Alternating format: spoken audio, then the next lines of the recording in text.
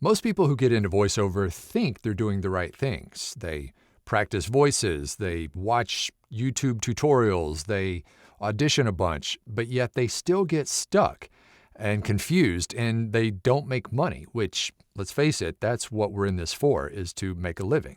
My goal in this video is to point you towards things that actually matter early in your career so that you set a real foundation for what is going to come later. And that momentum, if you do the right things early, will build over time and you will sustain a more profitable career in the long run. Here's a quick and easy rule for you. If your practice is not showing immediate results and clear improvement, then you're practicing the wrong thing. Every practice session is data. That data helps you improve over time.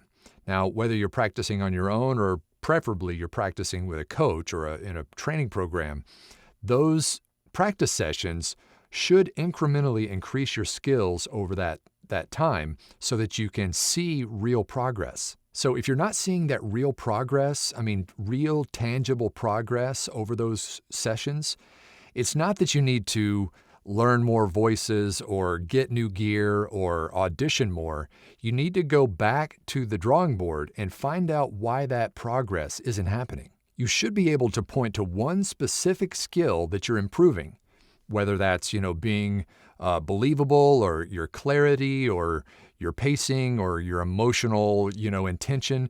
All of those things you should be able to track and improve as you go. So if you can't name one thing that you're improving on, then that probably is a red flag.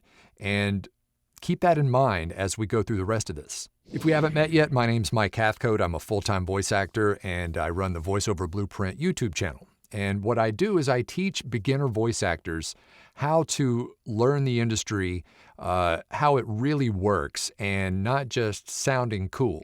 We help people go from brand spanking new to booking real work by focusing on the fundamentals of the voiceover industry.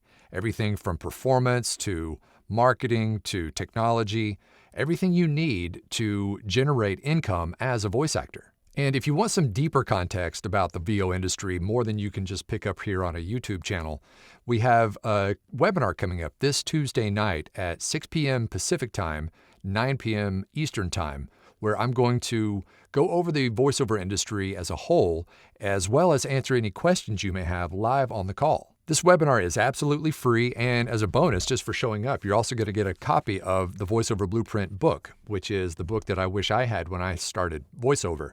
It is the downloadable PDF as well as the audiobook, plus 4 free additional gifts you're going to get for just showing up for the webinar. So just click the link down below in the description and pinned comment and sign up for that webinar, and I'll see you there. But now let's get back into what these beginner mistakes can be. All right, so before we get into some hard truths, the first thing I want to talk about is whether or not you're confusing activity with progress, because you could be very active and working every day at your craft, but if you're ingraining the wrong skills, you're barking up the wrong tree.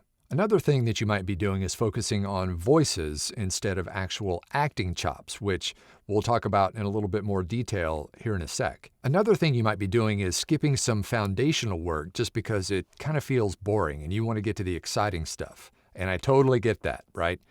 Everybody wants to do the flashy stuff that we see on TV and wherever.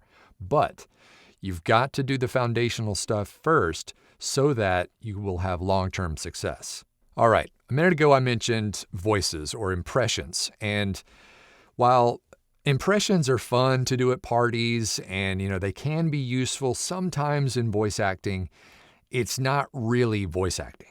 If all you're doing is copying someone else's voice, some famous actor's voice, you're not really learning why those acting choices are made. You're just being a parakeet. You're just spitting out what somebody else did. Just because you can do a great Christopher Walken or Arnold Schwarzenegger or, name your celebrity doesn't necessarily mean you can do voiceover.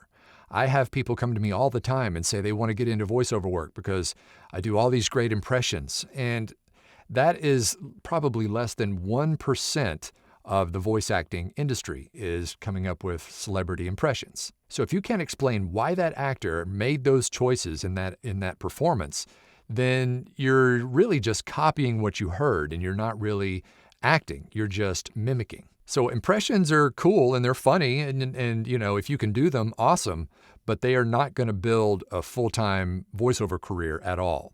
They are not the foundation. They are the sprinkles on top. All right, this next part is where most people kind of double down on the wrong thing. And it's really one of the biggest aspects of where people kind of get sidelined in their voiceover career. Every beginner says they want to improve, but they don't necessarily have a system in place for that improvement. Coaching or a training program or a mentor or, ways that you can get the real feedback or the data that I mentioned earlier on how to improve. After every practice session, ask yourself, what worked, what didn't work, and what is one thing that I can do to improve for next time.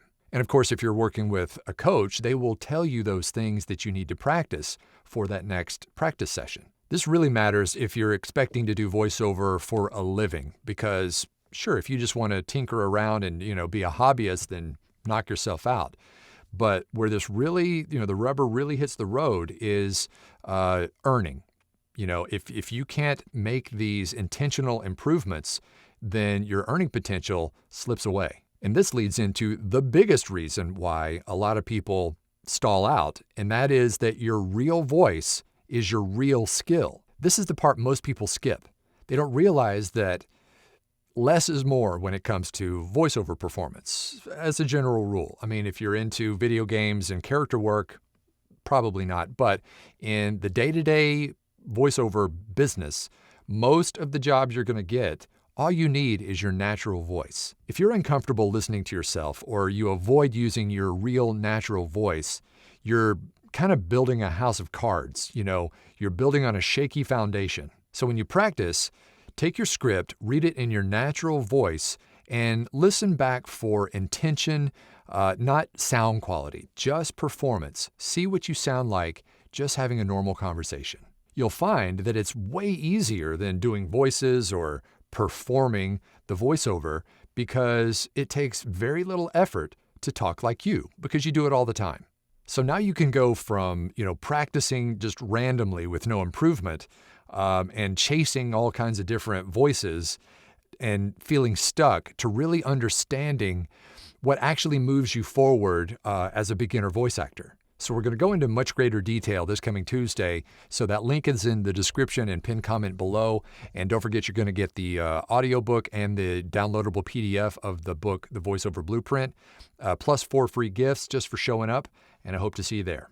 Thank you once again for being here. I really do appreciate it. And if you like this kind of content, feel free to hit all my buttons. And that is the best way to help our channel. And if you have a comment about something that you may be doing or not doing in your own voiceover practice, then drop a comment down below and let me know. And if you want a quick tutorial on how to analyze and prepare your scripts to make them even that much easier, whether it's an actual job or just practice, then check this out.